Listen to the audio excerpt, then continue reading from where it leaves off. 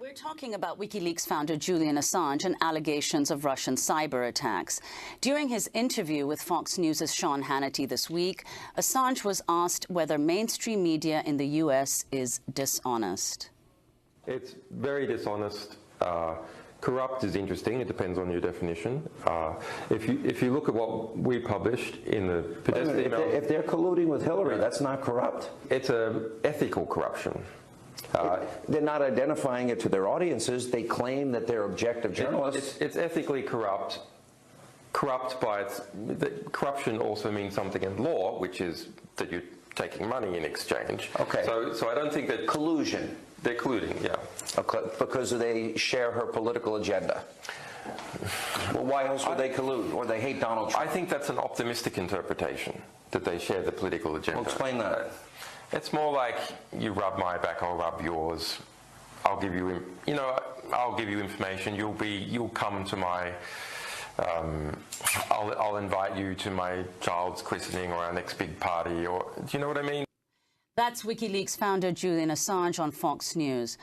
Glenn Greenwald, your latest article for The Intercept is headlined, WashPost is richly rewarded for false news about Russia threat while public is deceived. So could you comment on what Assange said and your own findings regarding mainstream media coverage of alleged Russian cyber attacks? So let's focus on the extraordinary behavior of the Washington Post for the moment.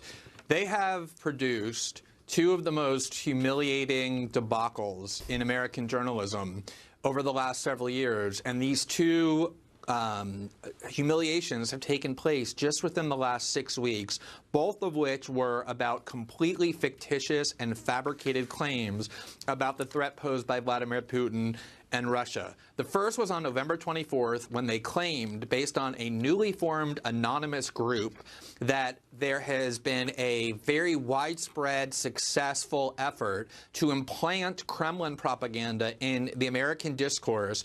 And they accomplished this by giving credence to the secret list that this anonymous group of cowards had created, in which they claimed that a whole range of American media outlets and websites, such as the Drudge Report and other libertarian critics of Hillary Clinton on the right, and longstanding left-wing critics of the Democratic Party like Naked Capitalism and Truth Out and Truth Dig on the left, they decreed them to be tools of Kremlin propaganda. And the Washington Post created this huge story that went all over the place based upon giving credence to this list and saying that Russian propaganda had been viewed more than 200 million times in the United States. Journalists all over Twitter throughout the American media mindlessly spread it, aggressively endorsed it. It became a huge story, and over the course of the next 2 weeks, the story completely collapsed, and there's now a major editor's note at the top of the article disclaiming the key source, saying that they did not intend to in any way vouch for the validity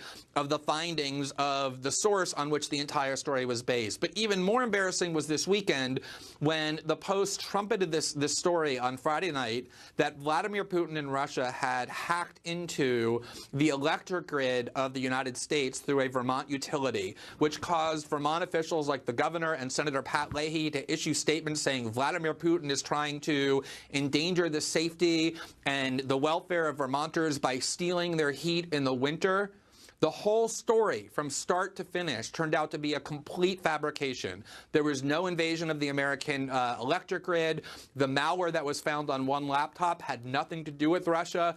The story was completely false. And again, the American media in this hysteria kept spreading and endorsing it. And in both cases, the retractions were barely noted. So you have millions of people being misled into this hysteria, into this view that Russia is this grave threat. And when the story journalistically collapses, they barely hear about it. And it happened over and over through the election, with Slate saying that a secret server had been found between Donald Trump and a Russian bank, which turned out to be completely false. The Post aired allegations that Putin had poisoned Hillary Clinton on the day that she collapsed. on 9/11, and so it's not really just dishonesty. It's the kind of behavior we saw in 2002, where American media outlets are willing to publish anything that the U.S. government tells them to publish to inflate and expand the threat posed by Russia, to raise fear levels to the highest possible degree, and it's an incredibly irresponsible and dangerous form of behavior that media outlets led by the Washington Post are engaging in. And you talk about how retractions obviously don't get anything like the play of the story. That also has to do with what's tweeted by the publication, even when they retract on what isn't, Glenn.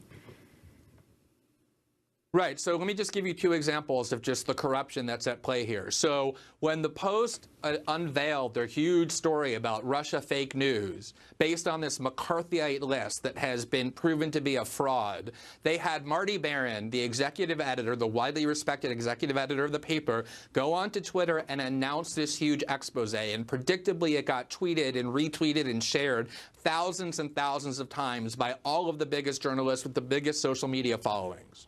When the story collapsed over the next 2 weeks and they appended this huge editor's note, the Washington Post did nothing to bring anyone's attention to the fact that the key claims of the story have been gutted. Marty Baron refused to answer any questions over that 2 weeks about what the paper did, and he uttered not one syllable on Twitter or anywhere else to tell all the followers that he alerted to the story that the story had collapsed.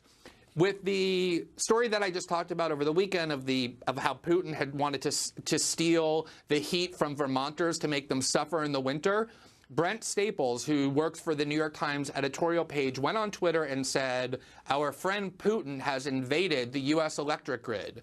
And when that story collapsed and the Washington Post retracted it, he did something even worse. He just went and quietly deleted his tweet a day later, as though it never happened, and also failed to tell his 30,000 followers that what he had just told them the day before that caused them to run around and share with all their friends on Facebook and Twitter that this had happened was in fact a complete fiction. And you see this over and over and over again. And remember, these are the people who keep saying that fake news is a huge problem, that Facebook has to suppress it, and yet it's America's leading journalistic outlets that are doing more to disseminate false and deceitful stories than Macedonian teenagers by a huge amount. And when they do it, and it turns out that the stories are discredited, they take very little to no steps to alert the people that they've misled about the fact that the stories were false. And it's incredibly reckless journalistically. And these are the same people pretending to be crusaders against fake news who are themselves disseminating it more aggressively than anyone else. Well, Glenn Greenwald, let me